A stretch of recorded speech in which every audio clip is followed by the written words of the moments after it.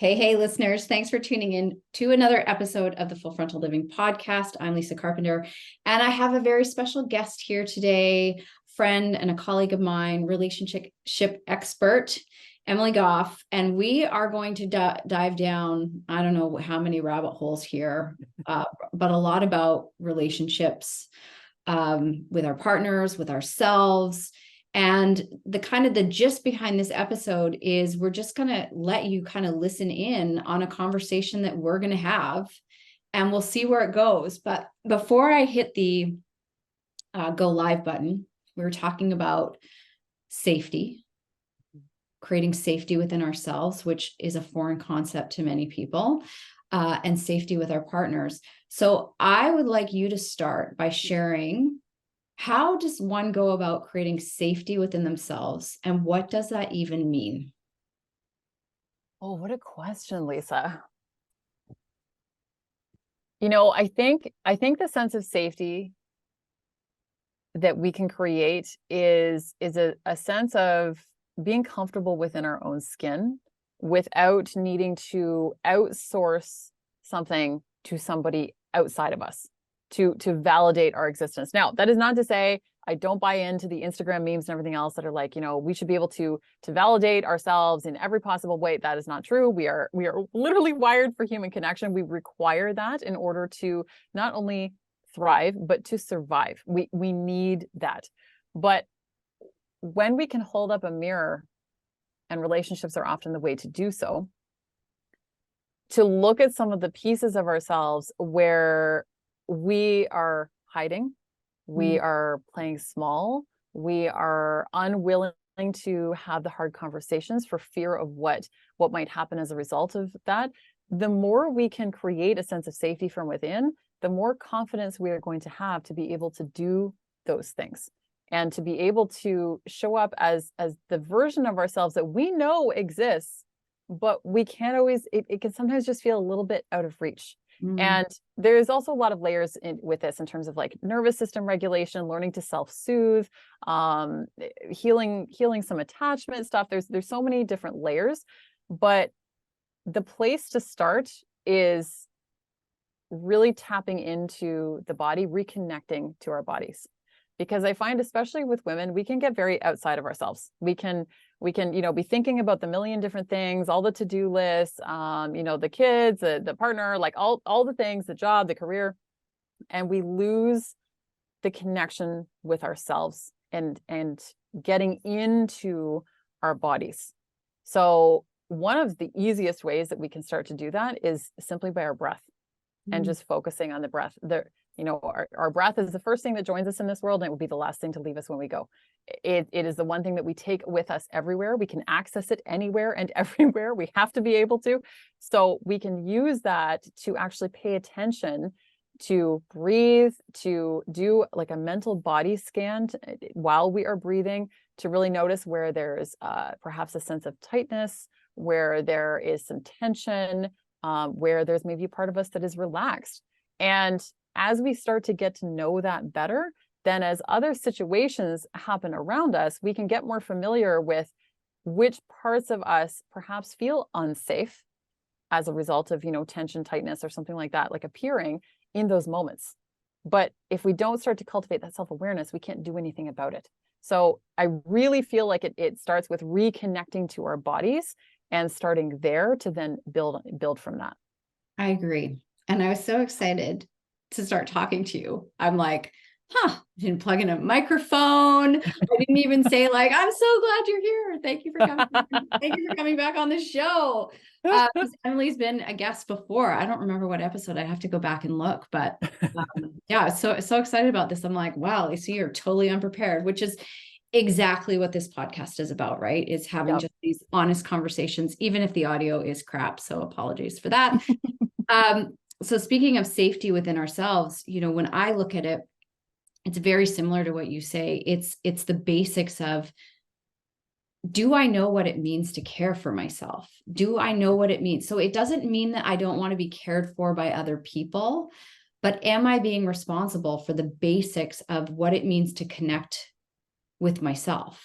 Like, do I matter in my own life, because if I don't matter in my own life, how can I ever feel safe with myself? It's like outsourcing that to other people, and that's not actually their responsibility. So it's this, I talk about this place of independence and interdependence, but not codependent.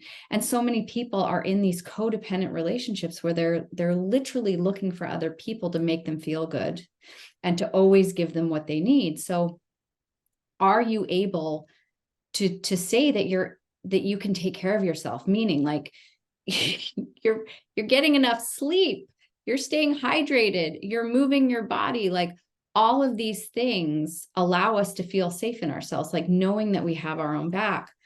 And then a big part for me, because we've been talking about things that have gone on in our relationships, and this has been a period in my life where I've had to learn to be safe with myself, is not being critical when life starts lifing.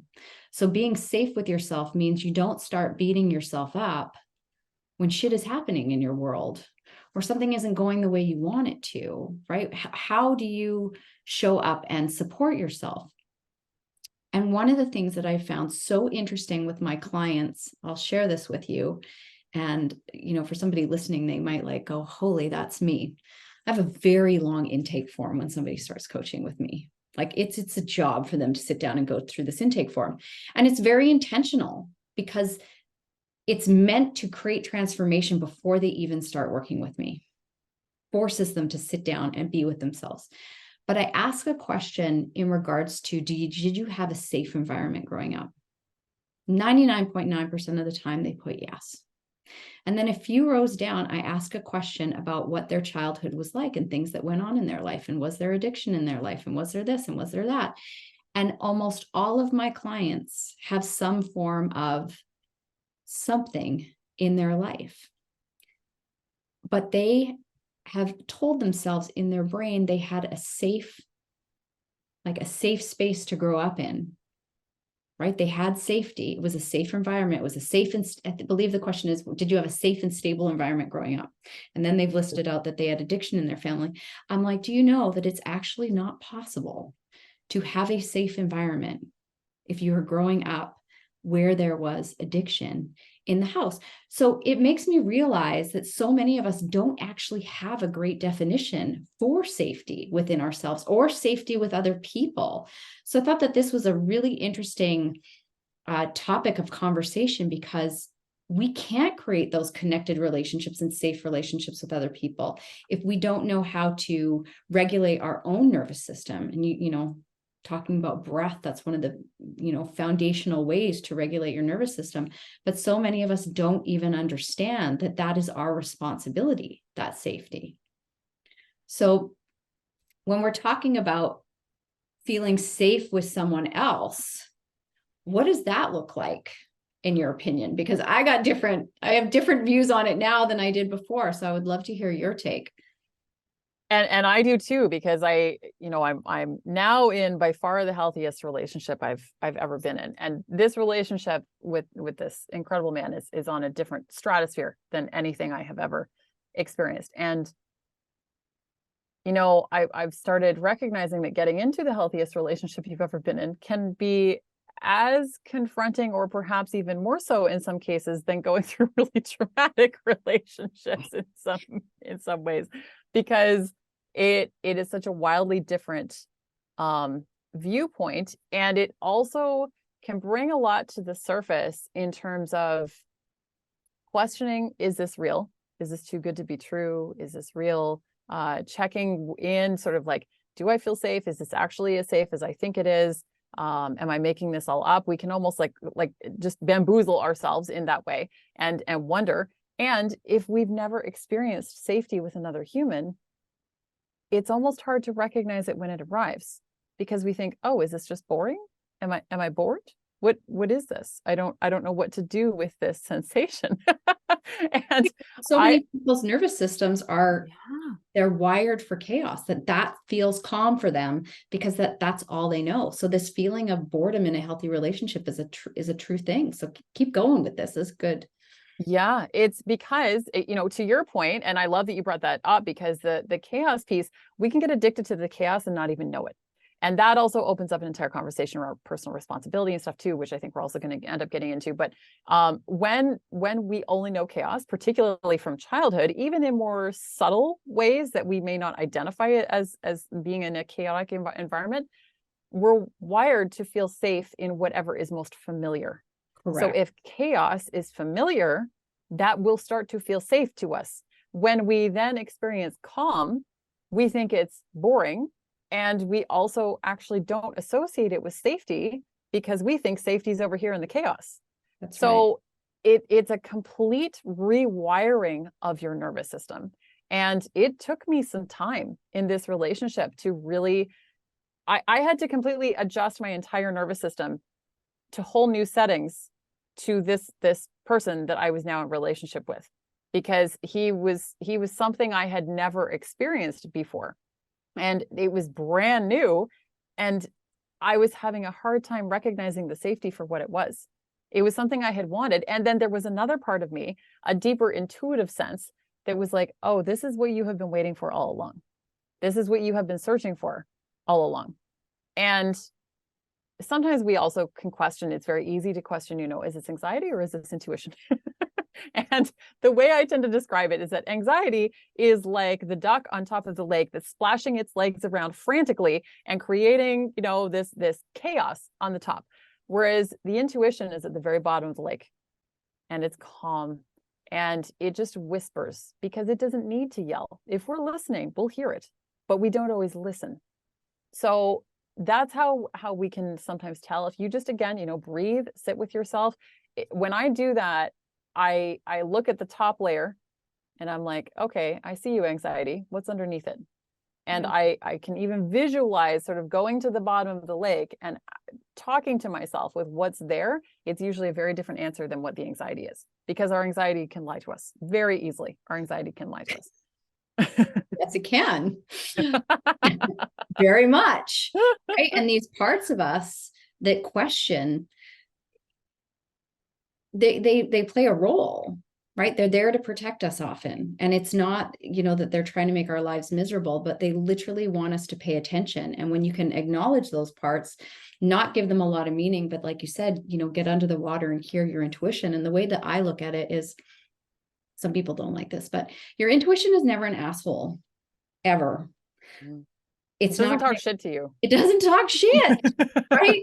And your intuition often is like that thing that doesn't really make sense, right? Like, so your intuition is almost coming from this spiritual place, right? Which is limitless and all these things possible. And in my own life right now, a lot of the decisions I've made have been very intuitive, but I've had to battle kind of the human 3D part of myself that's like, I don't know if this makes sense, right? Like the critic that wants to be logical, wants to follow the memes on Instagram about the way I should be doing this. But my intuition is like, no, this is where you're supposed to be. This is the path. And it's often hard for me, and I think for many people, to listen to their intuition, because it requires that we override those parts of ourselves that are trying to be rational and reasonable and often very critical, to let that go so that we can give ourselves what we want, which comes back to what we were talking about around how often we say we want things in our life, right? We want this amazing relationship. We want this deep love. We want the money. We want the things. But then when push comes to shove, we recognize, because like with you, it showed up in your life. It showed up in my life in a very unexpected way. And I've had to work through the part of me that's like, whoa, I don't know if I like this. I don't know if this feels safe for me, because I had no frame of reality. I had no frame of reference for what that could look like. So, I went from a marriage. So I had dysfunctional relationships all growing up. Like I like to say, if there was a broken man out there, I would find him and try and fix him innocently. I just didn't want to look at my own stuff. Right. And then I got into a marriage, amazing man, very boring, but it wasn't boring. It was neutral. It was safe. It was like, he's a good, solid man. So because chaos was my normal, my familiar, eventually I had to leave that. I had to get back into chaos. right? That's why I ended up with somebody who was an active addict at the time, right? And he's got his own journey. So I don't know where I was going with this, because now, at 50, I lose my train of thought quite often, Emily. It's a really good time over here. But, creating and taking responsibility for the roles that we are playing in our relationships, how we are withholding those things that we want, and what it looks like to let it in. So cultivating that sense of safety within ourselves, but also allowing ourselves to have that safety with your partner. So I would love for you to share a little bit about what this journey has been like for you around allowing this love in, because what many of you may not know, and you can go listen to Emily's podcast, it's called Room to Grow. It's awesome. You speak so eloquently. I listen to you and then I'm like, oh my God, I need to do better. Right. I'm like, oh, Lisa, just do you. Anyways, Emily's had quite a story around, engagement, breakup, stuff happening, your own personal growth, growing your business. And now you found this, this amazing man who landed in your life in perfect timing. As I said, it would show up eventually. Yes, you did. Stop looking for it. Here it is, in the most unexpected way. But that has now come with some challenges and opportunity for you to heal some stuff that was still, some threads are still hanging out. So I'd love for you to share whatever you would like to share about that. So this is so funny. So, okay, so I'll just give a very, very brief overview of my background, because it will tie in with what I'll share about this new relationship. So I was in a 9-year relationship, and this is a few years ago, and at the end of 2018, on Christmas Eve, his previous girlfriend came to the door to announce that she had been having an affair with him off and on for our entire 9 years together from day one. He had a secret house down the road, like 200 meters, less than 200 meters from our driveway. My entire life went up in smoke in, a single moment, essentially. And there was an enormous amount of healing around that. Obviously, there was, I ended the relationship. I sold everything. I moved to Bali for a year until the pandemic. All these different things. And I did my work. I did my work. I have continued to do my work. Lisa has been a big part of that work for me. And it's been a lot. And I've always been really proud of how I moved through that. Fast forward to this new relationship. And understandably, I have held some trauma around exes hanging around. I'm not a big fan of exes hanging around, given my past situation. And my partner has been married twice. He has 2 incredible kids with 2 fantastic women. And neither, he also has co-created incredible co-parenting relationships with both of his former wives. I have so much respect for the work that he has put in both sides, but he has put in an enormous amount of effort and energy into creating just beautiful co-parenting relationships with both of them. And he's also a coach who's done his work. He's also a conscious and aware man who has been committed to doing his own work and growth. So I think it's important that we mention that he's not. Yes, he is. He's also a relationship coach. He is incredibly integrated. He has done his fucking work. He has done his work to the max. So I'm getting in a relationship with this amazing man and feeling senses of safety that are actually making me very uncomfortable, because they're that good. I'm like, can I trust this? What is this? What is this magical sensation? But he also has exes who are going to remain in his life, obviously. And there was also an ex-girlfriend who, when he and I first started dating, was still kind of in his life a little bit, and not in a super clean, energetic way. And we had some communication around that. And he had some hard conversations with, that particular person. And I was proud of myself. Like, look at this growth that I'm embodying, like moving past the jealousy around exes and stuff. Like I'm good. There was also, to a degree, and I'll get more into how this sort of unfolded into uncovering more of my personal responsibility. But I was also noticing relatively early on the grief of getting what I wanted. I have spent years wanting this kind of relationship, wanting this level of connection, and it's better than I had ever even imagined that it could be, and continues to grow into something more beautiful every day. And I'm so grateful for it. And I was also experiencing some grief around the fact that I think I had attached to unconscious stories of how it would look like getting into a relationship with whoever the right person was. And I wasn't expecting necessarily to get into a relationship with someone who had been married twice. I wasn't there. There were various aspects of this story that I had painted that I had to let go of in order to appreciate what was right in front of me. And also just recognizing, the amount of life that he's also 10 years older than me, the amount of life that he has lived without me that I'll never get to live with him. And I'll never get to experience certain things with him, at least not for the first time, because he's already gone through some of those things. So there was some grief with that I had to overcome. And then, recently there was a previous girlfriend of his from many years ago who reached out, and he had shared with me before that at some point he would love to just he's a beautifully curious being, and he had shared with me ages ago that he would love to just see how life turned out for this person, like I think as a lot of us would, we can be curious about that. And recently he shared that this person had, out of the blue, after many, many years, reached out. And my reaction was not a reflection of his excitement. Let's put it that way. Nice way of putting it.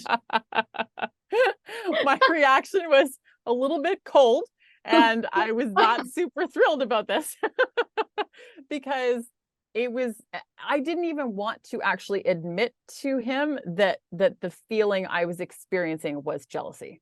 I didn't even want to actually voice that out loud because I was busy thinking to myself, I've done my work. I'm not a jealous human. I'm above that. That is not me. All these stories, and it turned into a bigger conflict than he and I have had, because it really started unearthing some things. And the reason why it turned into a big conflict as well was because the root of it, because he is an incredible coach.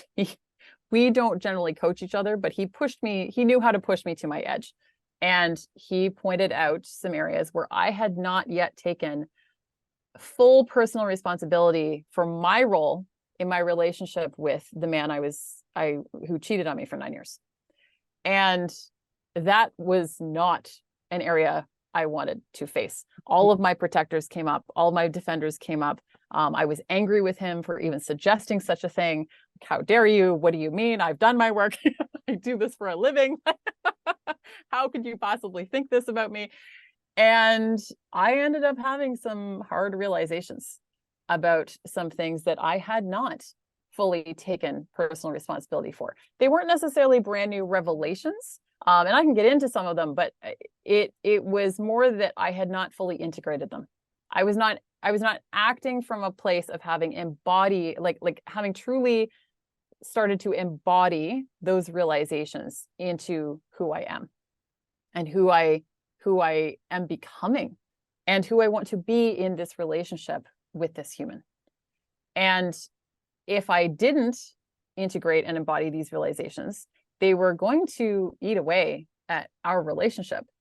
And I had to really sit with that. And a lot of it involved going into things like childhood stuff. So Lisa, again, to your point, like I have a father who left at 15, and my partner of my former partner, the one I was with for 9 years, at one point, a few years into our relationship, he left me for 3 weeks and just disappeared.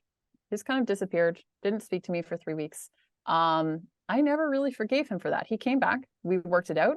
We went on to have what I thought was a relatively good relationship at the time. I thought it was a relatively good relationship for another 6 years. But I continued to sort of hold that over his head because it put me in a further position of power. Like, you left me, you're the bad guy. Like, we never truly recovered from the resentment that I allowed to fester, because in some ways it satisfied me that he had finally handed me the ammunition I'd been searching for the whole time, which was the proof that I couldn't trust him. And I had been trying to prove that since day one. I had been trying to prove that he was just like my father. It was a self-fulfilling prophecy. And nothing could make up for his crime of reminding me of my father. And there were some of these layers that I had not wanted to face, because especially, cheated on like for a long period of time like that, it's very easy to be put in the role even of like other people looking in, putting you in the role of being the so-called victim. Yes. Even though that's not how I ever identified. And I did take responsibility in other areas, but there was more to this. And I was also causing him pain. I was causing him pain for a long time. That does not excuse his behavior. That does not, I can't own his shit for him. Like that's his to own. His actions are his to own, but that does not excuse me from mine. And these are the layers that we have to look at. And when I started to embody some of these things, and I integrated it very quickly, because as soon as I had the realizations, it was as though they had been sitting at the surface, just waiting for me to just take that last step. And as soon as I integrated them, the things like the jealousy dissolved. I was like, wow, I have no issue with the exes anymore. It's gone. It's gone. Personal responsibility is a powerful perspective. It's one that, it's literally the foundation of my entire business. All the pillars I talk about really stand on this place of personal responsibility. And it's often hard for people to wrap their brains around, because they're like, we get attached to the part of us that wants to live in resentment, wants to be in that power position, wants to be the victim. Because in many ways, it's easier. It's not in the long run, I can guarantee you, right? But it feels easier because then you don't have to do the work. It's on the other person. And it's so challenging for people to wrap their brains around when shitty things happen, that they played a role in it. Especially something like an affair, right? Like, what was my role in it, right? It just shouldn't have happened. But the truth is, we all play a role in all of our relationships. And we're constantly calling in things at an unconscious level, and they will manifest for us. They will come to fruition, usually not in the way we want them, so that we can learn our lessons. So this story for you around this abandonment piece, because this has been something I have been working through and recognizing, like at the core of all of this was this deep-seated fear of abandonment, which of course is what created so much of the chaos that has been going on in my own life. And having to come to terms with the parts of me that never felt like I could ever be that loved. So I never allowed myself to be loved. And when you talked about the grief of getting what you want, that part that recognizes you would have never let yourself have it. And in my life, it's looking at all the things that I was willing to settle for as good enough, when they really weren't good enough. And this is where our past can keep us so trapped without even recognizing it, unless you are willing to look at those past stories, and having that relationship with your partner where you do feel safe enough, where you can start to call each other out on, wait a minute, this is what I'm seeing happening in you. Do you want to look at this, or do you want to just stomp your feet? And I think we're very similar. We both kind of go into this defensive, like, it's one of those, what do we call it? Those fuck you and thank you moments. Oh yeah. Like, no, like, I hate what you're saying. And wait a minute, there's something here for me. Yeah. Right? Because jealousy, it doesn't matter what happened with your partner, being jealous will not prevent something from happening in the future if it's meant to. But having those unresolved issues around abandonment, those will create exactly what you don't want to have happen. Exactly. So it's really exciting to hear that you're in this type of relationship now. And, I've got stuff going on in my own relationship that we're working through and trying to get to that new level. And it is so vulnerable to be in a relationship at that level where you're having those bigger conversations, and you really are, each as individuals, being responsible for the role that you're playing in the relationship and what you're co-creating together in your life, and being very conscious of what you want to create as a couple together. That's work. And that's the thing, is that, we can often say that we want the deeply connected relationship, But what does that require of us? It means there's no fucking hiding. There's no hiding. And the vulnerability in allowing ourselves to be truly seen is so confronting. Like, it can be alarming at first because we've never allowed anyone in that deeply to see those parts of ourselves at that level. And we are then handing people the keys, like we're handing this person the keys to hurt us. But we have to trust that they won't, if we're going to allow the connection to grow, and to trust ourselves to be able to handle whatever comes of this. The jealousy piece, like, it doesn't mean I'm never going to experience the emotion of jealousy again at any point. It doesn't mean that. It means that I healed a new layer of an old wound. Right. Are there more layers? There might be. There often are. There can often be like new layers that come up, but I'd rather continue to address them with this person that I feel really safe with, and continuing to build the sense of safety within myself as well, than to hold someone else hostage for the mistakes of others. Because it was completely unfair for me to be projecting something onto someone who has done nothing wrong, like who has done nothing but honor and respect me in every possible way. And this is where it's tricky, because when we're choosing someone, we choose their story too. We choose what has happened to them. We choose what has gone on in their lives. And that's one of the considerations that we have to take when it comes to relationships. What are we choosing? What are the places that we are choosing from? What needs are we looking to have met? Can this other person meet the needs? Are we even having the conversation about needs with ourselves or with the other person? What are the expectations that we are carrying?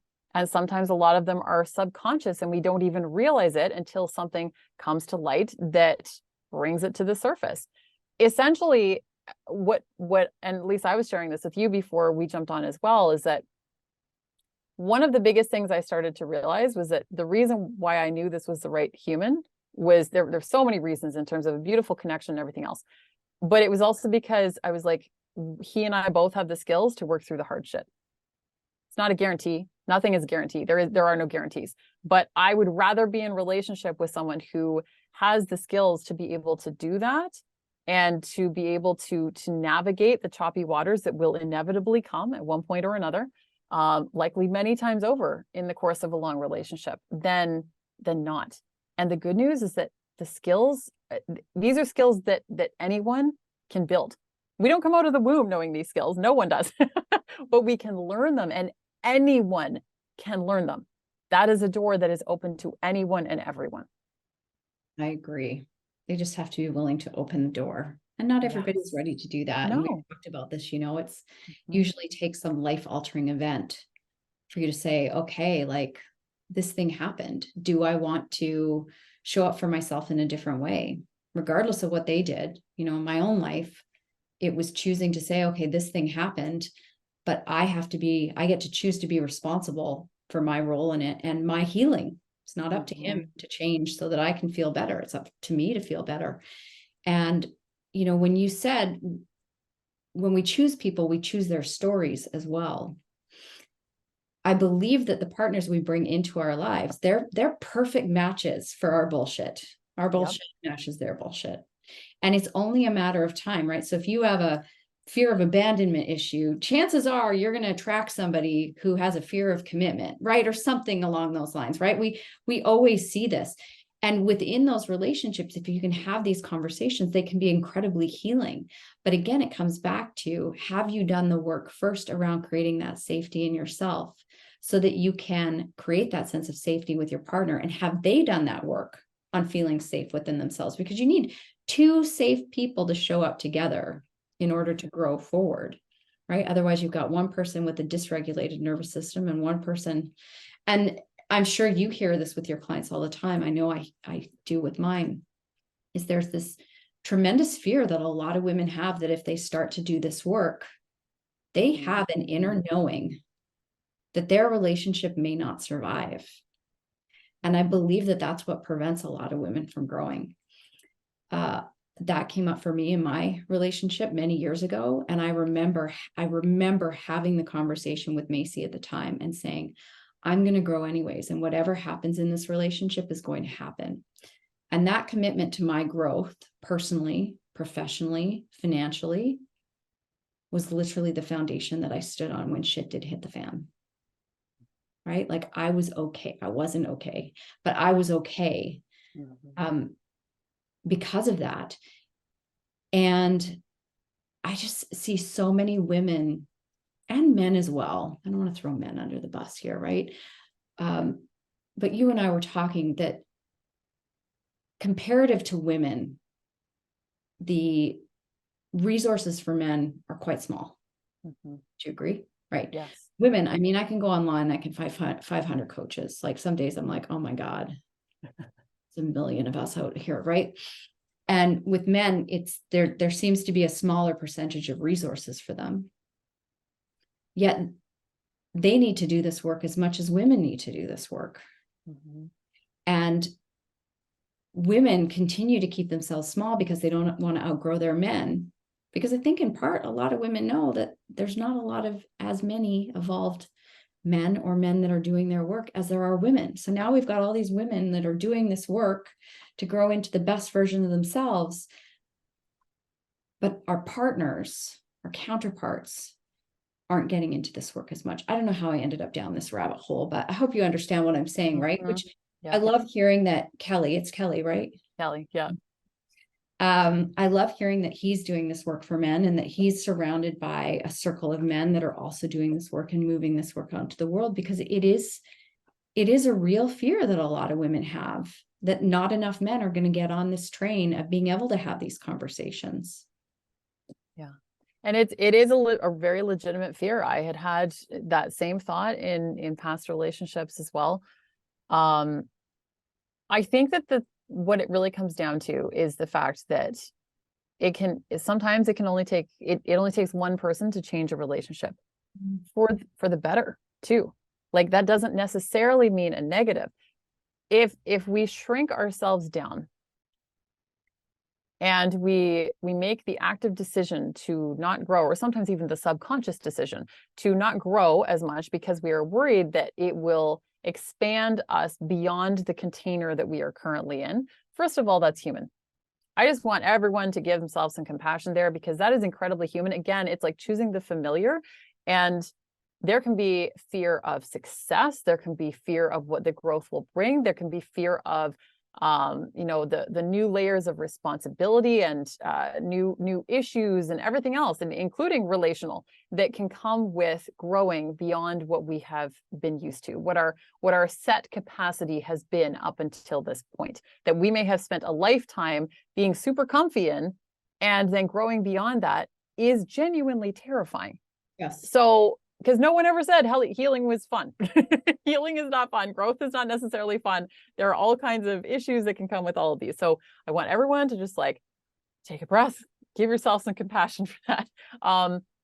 Additionally, are we not only depriving ourselves of an opportunity to grow, but is it possible that we are also depriving the other person and the relational entity itself?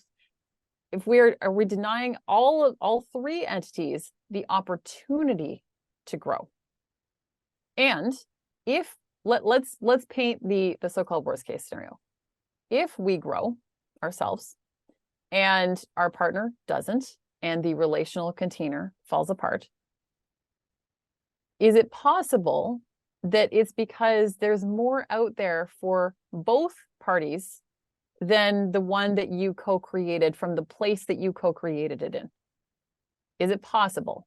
Is every scenario going to, play out in like a fairy tale fantasy? No, and that's also because fairy tales aren't real. That's not really how it works in real life, and that's what my upcoming book is based around in a lot of ways too. But when we deny ourselves the opportunity for growth, we are also denying that opportunity for growth to everyone that we impact. And who do we often impact the most? The person closest to us that we are in relationship with. It doesn't mean that growth, we can't control what the outcome is. But again, my partner has phrased this in a way that really speaks beautifully to this, is that you can be attached to the work, but not attached to the outcome. like detached from the outcome, but be super attached to the work. Like you put in the work, you do the growth, you do the hard things, you take the personal ownership, and then you have to allow the chips to fall at some point. And that could end up meaning the best possible case scenarios for both involved parties. If I had not if I had not ended my 9-year relationship, and let's say even if there hadn't been infidelity or anything like that, if he and I had both chosen to stay in that relationship and I had denied myself the growth and everything else for that relationship, do you think either one of us would have been happy? Even if there was no infidelity, he and I would not have been happy. Yeah. We would not have been happy. Neither one of us would have been happy. So I'm hopeful that he has gone on to, better things that are much better suited to him, and that he is thriving wherever he is. And I certainly am. But if I had contained myself, that would not have been the case. But also just acknowledging that, this also doesn't happen all at once. Like again, the rewiring of the nervous system takes time. We don't generally just wake up one day and decide, okay, I'm going to grow into, the best possible version of myself today. And whatever happens. And that's not how it works. It happens over time. And it also happens in a way, I believe, that the universe gifts us with opportunities that allow us to grow and expand at the rate that we can figure it out. We get to decide what we do with those opportunities. Does not make them easy. It does also not take away anyone's pain. That is incredibly valid. But I just really see all of these things as opportunities. And then we get to decide what to do with them. I agree. It's, you often don't see the true depth of the lessons till you're on the other side of it. But we can allow fear of what might come to stop us from actually moving forward. So I love that perspective and I've always taken that too, when I make decisions that are best for me, it's going to be best for everyone, even if they don't necessarily see it that way. I think that, where women need to be cautious though sometimes is they will try, so I've seen this as well, I'm sure you have as well, is the trying super hard to change themselves and like getting their partner on board with it, right? Because if I could just get him to change, then I would feel better. And this is the whole be detached from the outcome. You have to be committed and responsible for your own transformation and not be attached to whether or not your partner learns by osmosis or, makes his own transformation. You just have to trust that things are going to play out exactly as they need to play out. And you'll end up exactly where you're meant to, because how could it be any other way, right? Even the fact that we tell ourselves the story that it could be different than it is like, a fairy tale. Yeah. So and if we try to like drag the person along behind us, that's not going to serve the relationship. That's not great. You are going to be resentful. The other person's going to be resentful. It's also, even if your partner does grow in certain ways, it's not going to be genuine and authentic to them. It's going to be them perhaps trying to grow in a way that might work for you, but that's not necessarily what works for them. And that's a recipe for disaster as well. Like the answer, how do you get someone to change? You don't. You don't. I'd share with you before we started recording that, my relationship has been going through a lot of change, a lot of transition. And I was at a place in my relationship where my partner was really unhappy and very unhealthy. And I just had to let him be where he was at. Now, I could have made different decisions around that. I didn't, but I was very detached from whatever was going to happen to him was going to happen. But in order for him to step into the changes he's now making, a lot of things had to happen for him. Period. I am a great coach. It is not my job to coach him. It is not my job to get his ass off the couch and get him to change. I can only be responsible for the choices that I made. And a lot of people really struggle to understand that when they would ask me questions. So it was my choice to stay in the relationship. And like I said, everything happened the way it needed to happen in order for him to create the lasting change and the true change that he really needed so he could find his joy and happiness. So relationships are complicated. They are messy. They are beautiful. They are horrible. They are all things. so many people go into relationships wanting it to be a team sport. And I've often said that's like playing tennis with both of you on one side of the court and nobody on the other side, right? Like it doesn't make sense, right? You have to each be playing your own game so that you can play together.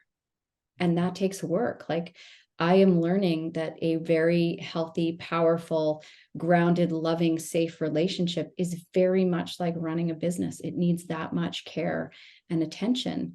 And I think so many of us get into relationships and like you said, we have these expectations. It's just supposed to be this way. And you get married to this person and it's just, you just go about your lives. And most of us are sleeping through our relationships with our partner and sleeping in our relationships with ourselves. So, or we're looking, which brings me back to your book, we're looking for that other person to give us all the things that we're unwilling to give ourselves. So I would love for you to talk about your book. I know it's not coming out until early 2024, and we'll have you back on the show before then because we always have so much to talk about.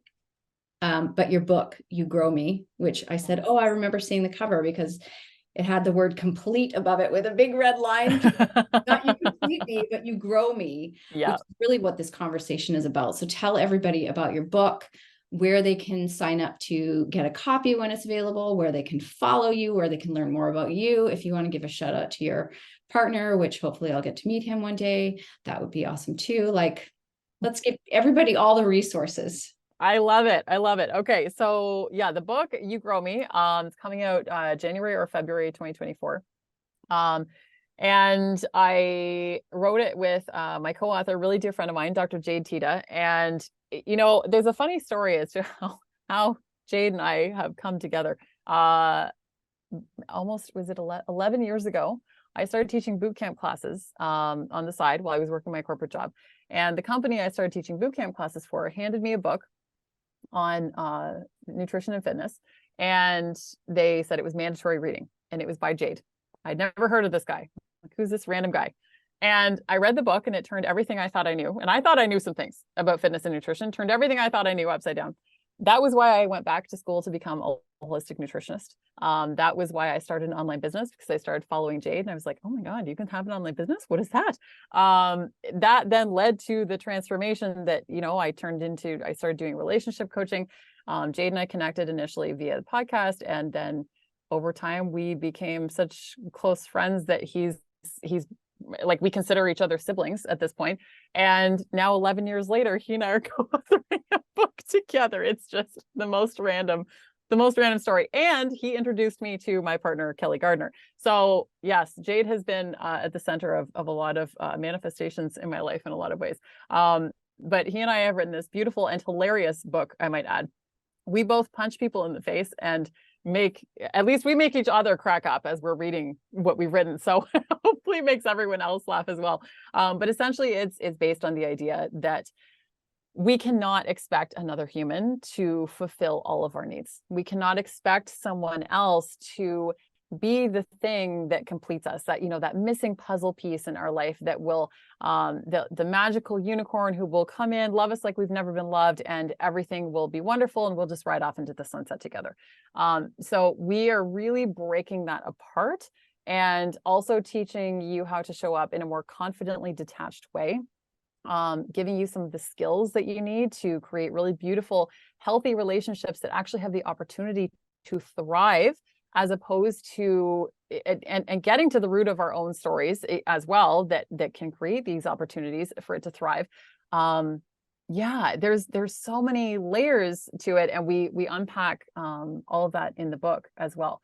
Yeah. And then my partner, Kelly, he's an incredible coach. He also runs men's groups as well, but he works with men and women, but has incredible men's groups. So if anyone has, people that they want in their life to go to start doing men's work, you can drop the breadcrumb. You cannot force anyone. I'm just going to say that. What's his website? Where can we find him? Because I do have men that listen to this podcast. Of course, my clients have husbands and partners.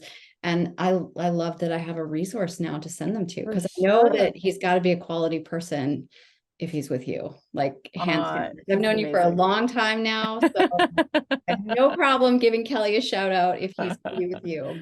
Absolutely. Yeah. So his Instagram is I am Kelly Gardner. Yeah. So I'll send you the information if you want to link it in the show notes. So yes, you can connect with Kelly. He's got lots of great stuff going on. Yeah. Yeah. So really beautiful things. He and I are starting to work with couples as well. Yeah. So really exciting things unfolding, and I'm honored to get to be publishing this book. I'm honored to get to be in relationship with this amazing human, through the ups and through the downs. Yeah, just really incredible. And Lisa, I have to give you credit, because I reminded you of this when we jumped on that 2.5 years ago, almost 3 years ago, I was bawling to you. I was in the darkest depression of my life. You literally intuitively sensed it, like some sort of bat signal, like you often do. You reached out to me on Instagram. You're like, "How are you?" "I'm fine, Lisa." You're like, "No, you're not." "I'm booking you in my calendar." I'm picking up on the liar energy. And I was bawling to you about so many different things that were not going well in my life, and a relationship was one of them. And you said to me, I am holding on to the vision for you of the relationship that I can see in your future, and I can hold on to it while you can't see it. And you have remained that little voice in my life. And I also want to be clear, getting into this relationship, that this beautiful relationship that I'm in, Kelly and I are choosing each other, and we are choosing to co-create this. It does not mean that it is perfect. Both of us would, we would be okay if it didn't work out, which I am certainly not manifesting at all. But I want to be clear that it's not coming from a place of need. It's coming from a place of genuine want, because we don't have to have this perfect story unfold. We recognize the imperfections in the relationship and in each other, and we're choosing to co-create it because it adds to both of our lives rather than detracting. And that, I think, is the healthiest place to be in, to choose a relationship. I don't want to hold up any relationship as like some perfect thing up on a pedestal. That's not what it is. Every single relationship has its shit. Every single relationship has its shit. It's simply a matter of what you want to choose, what you want to co-create, and again, having the skills to do it. So some of the most powerful gifts that you can give to yourself is choosing to do your own work, choosing to learn these skills like communication and compassion, and having the courage to do all of it to create beautiful, deeply connected relationships, particularly with yourself. That is, everything else we've talked about on this episode, it boils down to this for me. That is by far the biggest point I want to make. So powerful. I'm not going to take credit for you manifesting your relationship, but and when I'm ready to share my story, maybe what I'll do is I'll have you on the podcast, and you can walk me through that, because I can't think of anybody better who could hold space for that conversation than you.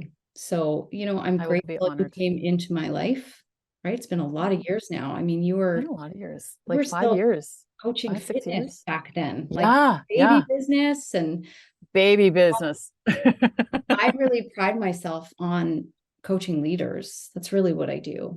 And I've had to, take ownership of that. And that's how I've always seen you, as a leader. I saw that in you before you were willing to see that in yourself. So I'm like a proud mama bear, seeing you step into how you are going to lead in the world, and how powerful it's going to be, and how impactful this book is going to be for people. And you are just such a master at creating connection. You always have been. And it is something I admire and appreciate in you, as somebody who feels like the awkward kid in the room often. Crying on me, because you'll make me cry. I'm like, I just reached out to somebody today. I'm like, hey, I'm that girl that introduced herself to you. I was like the awkward, weird one. Like, that's how I feel. And I see you, and you're just such a master at creating beautiful connections and community. And I wish nothing but the absolute best for you, the best health, the best relationship, the best business, whatever success means to you. But it's just this is the power of doing this work. It takes time, but you can create your own extraordinary life and your own extraordinary life circumstances when you stay committed to that work on yourself. And everything will fall into place. You don't know when, you don't know how. It's going to come with unexpected detours, roadblocks, pit stops, full stops, but you'll get there. And now you're supporting other people and getting there as well and building connections. So thank you so much for being here. Thank you for listening, because we had a long conversation before this podcast even started. Some of the stuff going on for me. Thank you for being that person in my life that I know that I can trust and talk to about things as well. That matters, that we've built this relationship. And thank you for everybody for tuning in and just listening in on this conversation. There's so many amazing nuggets in here. I hope it becomes one of our top listened to episodes. It should be really cool. I got a lot of, I don't know how many episodes I'm up to now. It's 250 some odd episodes. So I still haven't run out of things to talk about. Nope. So thank you for coming. Tell everybody, what is your Instagram handle so that they can find you on Instagram too? Yeah, I'm over at Emily Gough Coach. So Emily Gough Coach. Yeah, and Emily Gough Coaching.com, all the information to work with me over there. Yeah, work with me one-on-one. I also am restarting a women's group as well. So super excited about that. Couples work is going to start to become more prevalent, I think, as well. Yeah, there's a lot going on. And then the Room to Grow podcast too. And you will be coming on the podcast again very soon, because it has been way too long. Yes. I will put everything in the show notes. We will end this episode so that people don't have to continue to sit through our love fest for each other. But thank you so much for being here. Such a great conversation. Thank you. What an honor. For everybody Thanks, listening, Lisa. I'll catch you on the next episode.